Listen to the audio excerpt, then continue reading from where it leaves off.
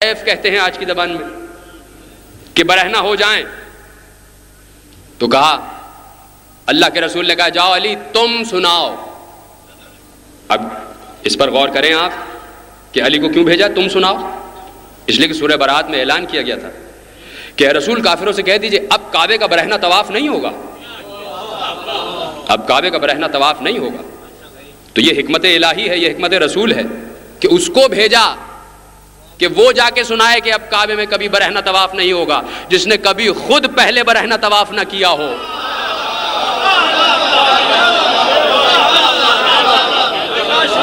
کہا اگر وہ چلے گئے جن کو دے کے بھیجا ہے انہوں نے یہ آیت پڑھی خبردار کعبے میں برہنہ طواف نہیں ہوگا، تو سب ان کے گریبان پکڑ لیں گے، میاں کل تک تو تم بھی ہمارے ساتھ برہنہ طواف کرتے تھے۔ تو کہا ایسا جائے کہ جو کبھی بھی اس بدعت میں ملوث نہ رہا ہو، کہا یا علی تم جاؤ۔ اور دوسری بات یہ کہ وہ جائے کہ جو شجاعت میں اتنا شجاع ہو کہ جب بچپن میں دنیا میں آیا ہو تب سے شجاع مشہور ہو، تب سے جس کی شجاعت کی ہیبت کافروں کے دلوں پر بیٹھی ہوئی ہو۔ ایسا نہ ہو کہ وہ سورہ برات کی آیتیں پڑھ رہا ہو اور لوگ اس کو قرآن کی طرح پارا پارا کر دے، کہیں ایسا نہ ہو۔ تو ایسا شجاع جائے کہ جب جا کے اعلان کرے تو کافر دور کھڑے رہیں کہ نہیں اس سے نہیں بھیڑنا ہے، اس سے مقابلہ نہیں کرنا ہے۔ تو شجاع کو جانا ہے، اور جو منیت کی منزل پر اس کو جانا ہے۔ تو پیغمبر نے کہا دیکھو اطاعت میری جیسی ہوگی ویسے اولی الامر کی اطاعت ہے، میری اطاعت کے ساتھ متصل ہے اولی الامر کی اطاعت، جیسی اطاعت رسول ویسی ہی اطاعت اولی الامر۔ اس لیے ایک مرتبہ لفظ اطاعت استعمال کیا اطاعت رسول اور اطاعت اولی الامر کی منزل پر، صرف ایک مرتبہ، کہ دیکھو اطاعت ایک جیسی ہوگی اولی الامر کی اور رسول کی۔ تو جب اطاعت اولی الامر اور اطاعت رسول ایک ہی جیسی ہے تو ضروری ہے کہ اولی الامر رسول جیسا ہو نا، ہم جیسا نہ ہو۔ ضروری ہے کہ رسول جیسا ہو اولی الامر، ایسا نہ ہو کہ جب آ گئے وہ ممبر پر رسول کے بعد، جب ممبر پہ آئے تو انہوں نے خطبہ دیا، ایسا نہ ہو کہ جو خطبہ دے رہا ہے ویسا نہ ہو، رسول جیسا ہو کہ وہ آئے اور خطبہ دے اور کہے دیکھو میں آ تو گیا ہوں، مجھے لے تو آئے ہیں یہ لوگ رہبری کے لیے، تو دیکھو میں بھی تم جیسا انسان ہوں، یہ خطبہ موجود ہے، میں بھی تم جیسا انسان ہوں، دیکھو کبھی کبھی مجھ پہ بھی شیطان آ جاتا ہے، اور دیکھو اگر کبھی تم مجھے راہ سے بھٹکا ہوا پاؤ مجھے تو تم مجھے راہ پر لگا دینا ہیں، اگر کبھی تم مجھے راہ سے ہٹا ہوا پاؤ تو راہ پر لگا دینا۔ کون کہہ رہا ہے؟ جو راہبر بنا ہے قوم کا، وہ قوم سے کہہ رہا ہے کہ اگر میں راہ سے ہٹ جاؤں تو مجھے راہ پر ڈال دینا۔ اکثر میں کہتا ہوں کہ اس مجمع میں کوئی بہلول نہیں تھا کہ اٹھ کے کہہ دیتا کہ میاں اگر ہمیں ہی آپ کو راہ دکھانا تھی تو ہم نہ آ جائیں اس مسند پر آپ کو ہٹا کے۔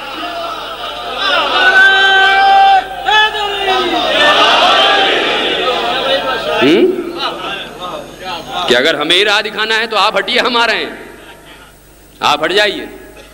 تو ایسا ہو جیسا رسول ہو کہ آتے ہی کہے، اور شان سے آئے کہ روایتوں نے لکھا کہ علی جب آئے چوتھی منزل پر خلافت کی، ولایت کی نہیں،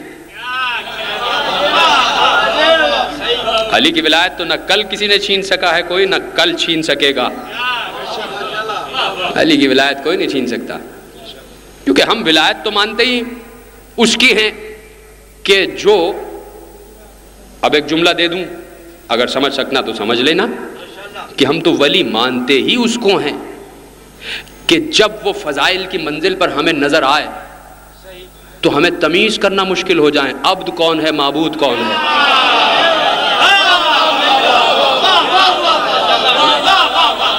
ہم تو ولی مانتے ہی اس کو ہیں بھائی، ایسا آدمی کو ہم کیسے ولی مان لیں جو کہے مجھ پر بھی شیطان آتا ہے کبھی کبھی؟ تو ہم ولایت شیطان کے تو قائل ہی نہیں ہیں، ہم ولایت الہیہ کے قائل ہیں۔ ہم ولایت محمدیہ کے قائل ہیں، ہم ولایت علویہ کے قائل ہیں۔ تو ایسا ہو تو کہا کہ جب علی آئے ہیں، جب کہا کہ آپ آ جائیے، اب کوئی چارہ نہیں ہے، تو اب دیکھ رہے ہو منیت، میں رسول سے، رسول مجھ سے، اس کو کہتے ہیں منیت۔ اب منیت دکھائیں گے علی، بتائیں گے علی کہ کیسے منیت۔ کہا کہ جب آئے تو زمین پہ پیر رکھا، پہلے زینے پہ پیر رکھا ممبر کے، دوسرے زینے پہ پیر رکھا ممبر کے، اور جا کے اس مقام پر بیٹھے جہاں رسول بیٹھتے تھے۔ لوگوں نے پوچھا یا علی آپ نے یہ کیا بدعت قرار دے دی، ایجاد کر دی؟ کہا کیا کیا؟ کہا پہلے جب آئے تھے تو انہوں نے وہ جگہ چھوڑ کے پہلا زینہ اختیار کیا، دوسرے جب آئے تھے تو انہوں نے پہلے کے احترام میں دوسرا زینہ اختیار کیا، تیسرے جب آئے تھے تو انہوں نے دو کے احترام میں دونوں زینے چھوڑ دی اور زمین پہ بیٹھ گئے، اس لیے کہ چوتھا زینہ نہیں تھا۔ تو علی نے کہا کہ تم اس لکڑی کے ممبر کی بات کرتے ہو کہ میں یہاں بیٹھ گیا، تم نے میرے قدم نہیں دیکھے تھے کہ وہ تو مہر نبوت پر آ چکے؟ میں تو رسول کی مہر نبوت شانوں پر بلند ہو چکا، یہ ہے منیت کی منزل۔ پوچھنے والے نے کسی مقام پر پوچھا تھا کہ یا رسول اللہ علی کے پیر اور آپ کی مہر نبوت کے جہاں لکھا ہے لا الہ الا اللہ محمد رسول اللہ، جہاں قرآن کی آیت لکھی ہے وہاں علی کے پیر آ گئے۔ کہا اس میں حیرانی اور پریشانی کی کیا بات ہے؟ قرآن پر قرآن کو رکھ دو، کوئی حرج نہیں ہے۔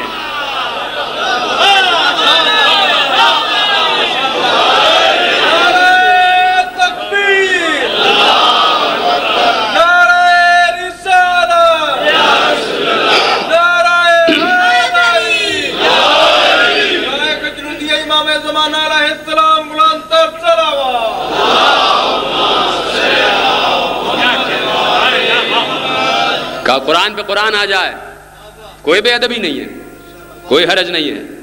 علی قرآن، میں بھی قرآن، بس فرق یہ ہے کہ وہ قرآن جو تمہارے پاس آیا ہے، جس کو تم میں سے کسی نے کہا کہ کافی ہے، وہ قرآن بولتا نہیں ہے۔ فرق یہ ہے کہ ہم بولتے ہیں، وہ بول نہیں سکتا، اس کی زبان نہیں ہے، اس کی زبان ہمارے منہ میں ہے، اس قرآن کی زبان ہمارے دہن میں ہے، وہ بولتا ہی نہیں۔ بس یہ کہ تمہاری یہ عادت رہی ہے برسا برس سے، سینکڑوں برس سے تمہاری یہ عادت رہی ہے، تمہاری سرشت اور تمہاری فطرت میں یہ بات داخل رہی ہے کہ تم نے ہمیشہ اس کو اپنا رہبر اور اپنا ہادی اور اپنا خدا مانا کہ جو تم سے کچھ بول نہ پائے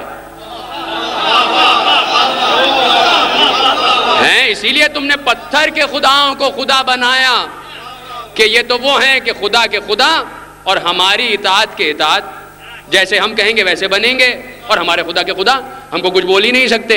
تو تمہاری پرانی عادت ہے کہ تم نے ہمیشہ گونگے کو اپنا راہبر بنایا، تو آج بھی تم اسی منزل پر آ گئے کہ تم نے کہا کہ دیکھو ہمیں بولتا وہ قرآن نہیں، ہمیں خاموش قرآن کافی ہے۔ اگر کہہ دیا کہ قرآن کے ساتھ اہل بیت بھی ہم لے لیں گے تو پھر ڈر اور پریشانی اور خوف ہے کہ یہ قرآن صحیح ہے کہ جس کو جہاں رکھ دیں گے وہاں آ جائے گا۔ کہیں بھی رکھ دیا قرآن کو، قرآن آپ کو بڑھ کے تپھڑ تھوڑی مارے گا، تماچا تھوڑی مارے گا مجھے کہاں رکھ دیا۔ کسی ہندو کے ہاتھ میں آپ نے قرآن دے دیا، قرآن آپ سے بڑھ کے پوچھے گا تھوڑی کہ تو مجھے کافر کے ہاتھ میں دے رہا ہے۔ کسی عیسائی کے ہاتھ میں دیں گے، قرآن آپ سے پوچھے گا تھوڑی کہ تو مجھے عیسائی کے ہاتھ میں دے رہا ہے۔ بھئی جہاں رکھ دیا آپ نے رکھ دیا، بول ہی نہیں سکتا وہ۔ تو کہا ایسی چیز چاہیے کہ جو ہماری مرضی پر چلے، اس لیے کہا بھئی اہل بیت نہیں چاہیے۔ کیوں؟ اس لیے کہ وہ ہمیں بول بول کے بتائیں گے نہیں یہ نہیں یہ نہیں یہ، ایسا نہیں ایسا، غلط کر رہے ہو، غلط کام کر رہے ہو، غلط فیصلہ۔ تو شروع سے عادت رہی ہے لوگوں کو، ایسے کو ولی بنایا لوگوں نے کہ جو گفتار نہ کر سکے، جو بات نہ کر سکے۔ لیکن کہا کہ دیکھو ہمیں ولی وہ پسند ہے، اللہ نے کہا ہمیں وہ ولی پسند ہے کہ جو بولے لیکن جب بولے تو لگے کہ میں بولا۔ اللہ کہہ رہا ہے کہ جب بولے تو ایسا بولے کہ لوگوں کو لگے کہ وہ بولا۔ وما ينطق عن الهوى ان هو الا وحی یوحی،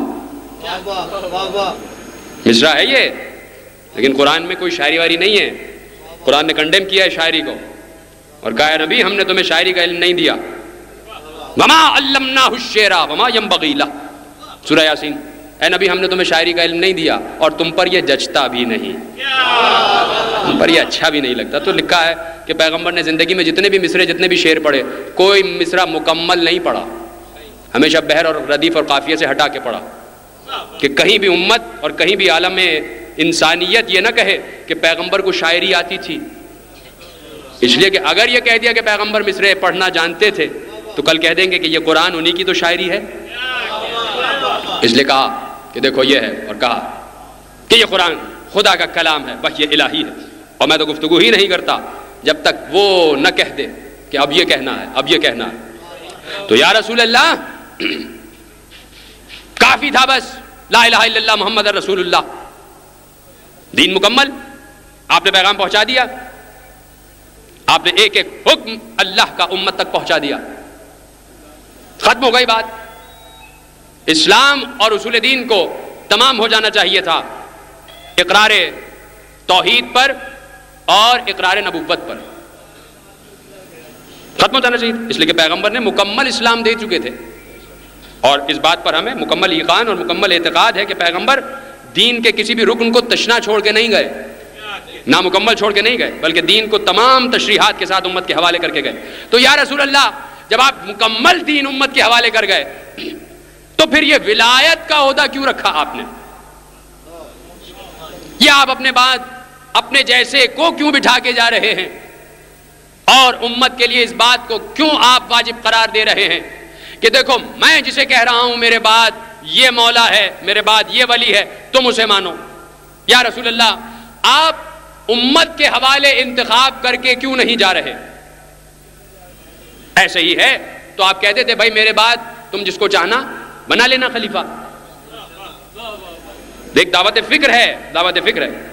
چند لمحے میں آپ کے ساتھ چاہتا ہوں کہ آپ کے ساتھ ذرا سی گفتگو کی جائے تاکہ نوجوان ذہنوں تک یہ بات پہنچ جائے کہ کیوں ولایت ضروری ہے, اور ہم اتنا ولایت پر کیوں زور دیتے ہیں, اور ہمارے لیے بچے بچے کے لیے ولایت کو ماننا واجب کیوں ہے کہ ہمیں بچپن سے پڑھایا جاتا ہے من کنت مولا فہذا علی مولا. ہماری ماں بچپن سے پڑھاتی ہے کہ بیٹا دیکھو گرنا تو یا علی مدد کہنا. کیوں؟